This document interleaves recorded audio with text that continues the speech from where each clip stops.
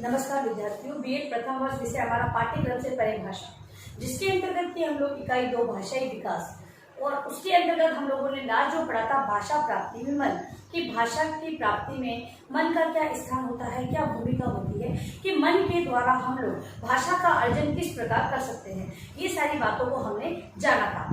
ठीक है, अब हम बात करेंगे आज भाषा की प्राप्ति में मस्तिष्क की बात कर रहे हैं कि मस्तिष्क जिसे ब्रेन कहा गया है और जिसके माध्यम से ही कोई जो हमारा पूरा शरीर है वो कार्य करता है, मस्तिष्क के आधार पर ही कार्य करता है। तो भाषा के सीखने के अंतर्गत भी मस्तिष्क का बहुत ही बड़ा महत्वपूर्ण भूमिका होगी, क्योंकि मन तो बहुत सारे विचारों को ग्रहण करेगा, लेकिन उसका डिसीजन लेने का कार्य तो ब्रेन का यानी मस्तिष्क का ही होगा। ठीक है, इसी प्रकार से जो मस्तिष्क में मन में आए विचारों और भावनाएं हैं जो अभिव्यक्त हम लोग करना चाहते हैं, वो सारा कार्य मस्तिष्क करता है। आइए कुछ बिंदुओं के माध्यम से हम लोग देखेंगे कि भाषा की प्राप्ति, जो हम भाषा सीख रहे हैं या सिखाना चाहते हैं, तो मस्तिष्क के आधार पर हम किस प्रकार उसकी प्राप्ति कर सकते हैं। तो पहला है विचारों को आत्मसात करना। विचारों को आत्मसात करना। पहला, विचारों को आत्मसात करना। आत्मसात मतलब करना, विचार आए हैं लेकिन उसे समझना, ग्रहण करना। ठीक है, अब जानना, उसके बारे में पूरी जानकारी लेना, यानी ये कह सकते हैं हम लोग उसे ग्रहण करने की बात। ठीक है, तो वो सारे कार्य कौन करे? मैंने बताया ना कि मन में विचार तो बहुत सारे आएंगे, लेकिन क्या सही है क्या गलत है वो डिसीजन लेने का कार्य तो मस्तिष्क का ही होगा। तो विचारों को आत्मसात करने का कार्य किसका है? वो मस्तिष्क का है। तो भाषा के अंतर्गत बहुत सारे ऐसे विचार होते हैं, जैसे कि हम लोग की बात करें किसी भी टॉपिक पर बहुत सारे विचार हमारे सामने प्रस्तुत होंगे, लेकिन इसमें से सही गलत क्या है, कौन सा ज्यादा सटीक लग रहा है, कौन सा व्यवहार में लिया जा सकता है, वो सारी जो डिसीजन है वो मस्तिष्क के होते हैं। तो आत्मसात करने के लिए मस्तिष्क कार्य करता है। फिर है शब्दों के निर्माण की प्रक्रिया। शब्दों के निर्माण की प्रक्रिया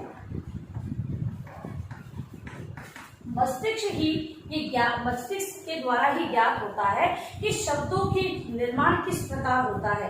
जैसे कि हम लोग अगर व्याकरण की बात करें तो व्याकरण के अंतर्गत हम लोग शब्दों के रचना के आधार पर, अर्थ के आधार पर, ऐतिहासिक आधार पर शब्दों को बांटते हैं। ठीक है, अब इन आधारों पर शब्द होते हैं, लेकिन हम लोग तो केवल शब्दों को पढ़ना सीखा, लेकिन जब व्याकरण के दृष्टिकोण से हम लोग देखते हैं तो शब्द अलग अलग प्रकार के होते हैं और उन्हीं के आधार पर हम शब्दों को ग्रहण कर रहे हैं। ठीक है, तो अब इन चीजों के बारे में बताता कौन है? तो ये मस्तिष्क के आधार पर ही ज्ञात होता है। ये सारी प्रक्रिया है कि शब्दों को अलग किया है, किस प्रकार के शब्द होते हैं, कौन से शब्द किसके अंतर्गत आएंगे, ये सारी चीजें ये शब्दों की जो प्रक्रिया है, अलग अलग करने की प्रक्रिया, मान लो वर्गीकरण की प्रक्रिया किसने की? तो ये मस्तिष्क से भी नहीं की, मस्तिष्क के द्वारा ही हमें ज्ञात हुआ कि भाषा के अंतर्गत शब्दों के निर्माण की प्रक्रिया क्या है। यदि मस्तिष्क नहीं होता तो ये ज्ञात ही नहीं होता हमें कि शब्दों के भी अलग अलग प्रकार होते हैं। तो भाषा के अंतर्गत भाषा की जब प्राप्ति की जाती है तो मस्तिष्क है वो शब्दों के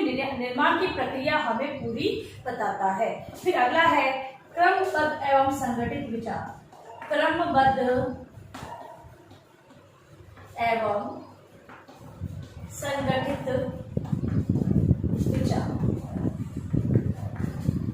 अब क्रमबद्ध सीक्वेंस वाइज जो विचार हमें ग्रहण करने हैं, हम देखते हैं कि कोई भी जो विषय वस्तु है, अगर कहानी की बात करो, सपोज एक कहानी की बात करो, यदि कहानी के अंदर हमने सबसे पहले लास्ट वाली 4 लाइन पढ़ ली, फिर बीच वाली पढ़ ली, फिर ऊपर वाली पढ़ ली, क्या कहानी समझ में आएगी? तो नहीं समझ में आएगी। क्यों नहीं आएगी? क्योंकि हमने उसकी क्रमबद्धता को तोड़ दिया। अब इस क्रमों का ध्यान कौन दिलवाता है? तो हम ब्रेन के माध्यम, मस्तिष्क के माध्यम से ही उस क्रम को याद रख पाते हैं।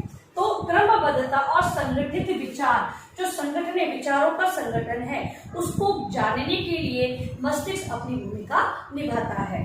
फिर है ध्यान केंद्रित करना। ध्यान केंद्रित करना। अब ध्यान केंद्रित किस प्रकार करना? तो जो मन है उसमें बहुत सारे विचार चलते हैं, उसके रहते हम लोग अपने जो ध्यान है उसमें एकाग्रता नहीं ला पाते। लेकिन मस्तिष्क के अंतर्गत ये ज्ञात होता है कि अगर हमने एकाग्रता पूर्ण पढ़ा तो हमारी शैक्षिक निष्पत्ति बहुत अच्छी होगी। तो बालक क्या करता है, मस्तिष्क पर ध्यान देता है। ठीक है, माइंड, उसका जो ब्रेन है वो उसे बताता है कि अगर आपने एकाग्रचित या ध्यान केंद्रित करके भाषा का अर्जन नहीं किया तो आप आगे अपना रिजल्ट अच्छा नहीं पाओगे। इसी कारण जो मस्तिष्क है वो सूचना देता है ध्यान केंद्रित करने की, और मस्तिष्क के द्वारा ही हम किसी विषय वस्तु को, डिसीजन लेने का पावर किसके पास है, मस्तिष्क के पास है।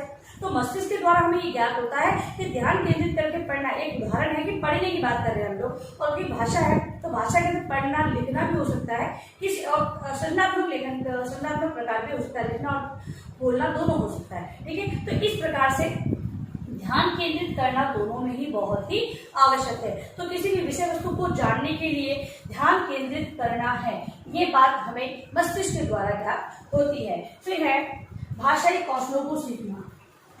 भाषाई कौशलों को सीखना, भाषाई कौशलों को सीखना। हम बालकों के अंदर सर्वप्रथम सुनना, बोलना, लिखना, पढ़ना और लिखना, ये 4 कौशलों का विकास बालकों के अंतर्गत करवाते हैं। अब इन 4 कौशलों का विकास बालकों को क्यों करवाया जा रहा है, जिससे कि बालक लिखित और मौखिक रूप में, अपने लिखित, मौखिक और सृजनात्मक रूप में अपने आप को अभिव्यक्त कर सके। कुछ बालक है जिनको लिखने की क्षमता अधिक नहीं है तो वो मौखिक रूप से अभिव्यक्त कर सके, कुछ है जिनके अंतर्गत लेखन की क्षमता बहुत अच्छी है तो वो लिखकर अभिव्यक्त कर सकता है, और किसी के अंतर्गत लिखना और बोलना दोनों की ही अभिव्यक्ति बहुत अच्छी आती है तो वो सृजनात्मक लेखन के अंतर्गत, सृजनात्मकता के अंतर्गत दोनों को प्रेजेंटेशन कर सकता है। तो इस प्रकार से जो भाषाई कौशलों को सीखना है, बालक ने किस कौशल को किस प्रकार से सीखा।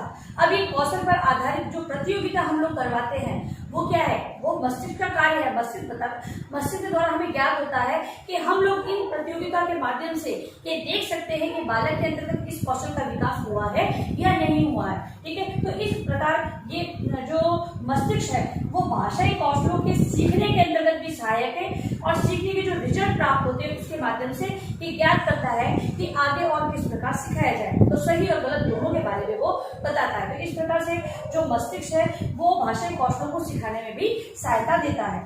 फिर है बहुभाषिता का ज्ञान। बहुभाषिकता का ज्ञान। हमने जो हमारी इकाई 1 है उसके अंदर बहुभाषिता के कॉन्सेप्ट को पढ़ा था कि बालक है वो विभिन्न क्षेत्रीय या मातृभाषा का प्रभाव उसके अंतर्गत रहता है और बालक को उसी रूप में शिक्षा दी जाए। पहले उसे बोलने के अवसर दिए जाए जिससे कि वो कक्षा में बोले, भले फिर वो अपने घर की भाषा में बात करता है लेकिन उसको एक बार अवसर दिया जाए, उसके धीरे रहते रहते उसके अंदर सुधार किया जाए और उसे जो मानक भाषा है उसका ज्ञान करवाया जाता है। तो बहुभाषिता का ज्ञान, अब ये सारी चीजें कैसे पता चली कि बालक को इस प्रकार करवाया जाएगा तो बालक सीखेगा, तो वो मस्तिष्क का ही कार्य है। मस्तिष्क के द्वारा ही ज्ञात होता है कि हमें किस प्रकार बहुभाषिता का ज्ञान विद्यार्थियों को देना है, और मस्तिष्क के द्वारा ही 2 भाषाओं को सिमिलर करते हुए कि अगर मैं हिंदी में बोलूंगा तब भी वही अर्थ है और अंग्रेजी में इसको बोलेंगे तब भी यही है, इसके अलावा किसी अन्य भाषा में बोलेंगे तो वो भी यही अर्थ निकलेगा। अब इन सबको मिलाना कि बहुभाषिकता जो अपनाई जा रही है उसमें अर्थों की जो समानता है वो किस प्रकार है, क्योंकि शब्द तो अलग अलग लिखे हुए हैं लेकिन उसका अर्थ इस भाषा में वही है, उस भाषा में शब्द अलग अलग दिखेंगे लेकिन उसका अंतर में जो अर्थ होता है वो एक ही होता है। तो ये सारा कॉन्सेप्ट है वो बहुभाषिता का जो ज्ञान है वो हमें मस्तिष्क के द्वारा ही प्राप्त होता है। फिर है साहित्यिक विधियों का प्रयोग। साहित्यिक विधाओं का प्रयोग विद्यार्थियों के अंतर्गत विभिन्न साहित्यिक विधाएं, गद्य अलग है, पद्य अलग है, फिर व्याकरण निष्ठ भाषा अलग होती है। अब इन सब में अंतर करना कैसे ज्ञात होगा?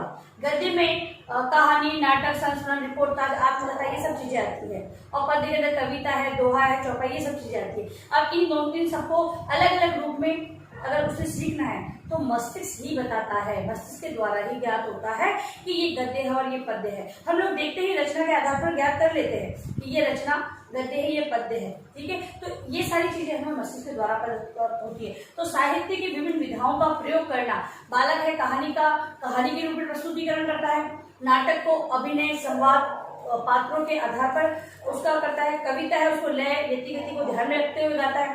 तो ये सारी चीजें उसमें आई कहाँ से? तो मस्तिष्क के द्वारा ही वो सीखा और उसने इसको उपयोग में लाया। तो साहित्यिक विधाओं का प्रयोग करना इनके द्वारा ही सीखता है। लास्ट है व्याकरण का ज्ञान। व्याकरण का ज्ञान हम लोग देखते हैं कि व्याकरण बालकों को बहुत ही कठिन लगती है कठिन। वो उसे एक ये कहें कि जैसे कि हम लोग एक सब्जेक्ट को पढ़ रहे हैं, वो व्याकरण सब्जेक्ट के रूप में पढ़ते हैं, जबकि भाषा का उससे बहुत ही घनिष्ठ संबंध है। हम भाषा के जो मानक रूप को देख रहे हैं वो क्या है? वो व्याकरण ही है। और व्याकरण का प्रयोग बालक को अलग से करते हैं तो उन्हें कठिन लगती है। लेकिन जब उन्हें मस्तिष्क के द्वारा व्याकरण और भाषा में संबंध करना आ जाता है, तब वो क्या करते हैं? उसे सरलता से ले लेते हैं। संज्ञा को केवल पहले परिभाषा के रूप में, भेदों के रूप में याद करते हैं, लेकिन जब उसे व्यवहार में लेकर बताया जाता है कि संज्ञा आपके आसपास की जो वस्तुएं हैं, व्यक्ति है, स्थानों का नाम है, मतलब किसी का नाम क्या है? संज्ञा है। तो यहाँ पर उसने व्यवहार में ले लिया।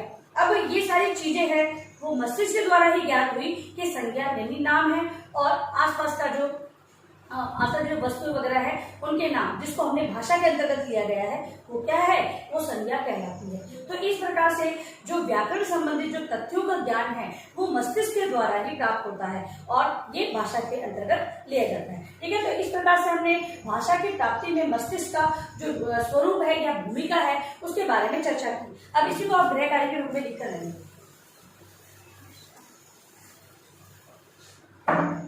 गृह कार्य प्रश्न। भाषा की प्राप्ति में मस्तिष्क की भूमिका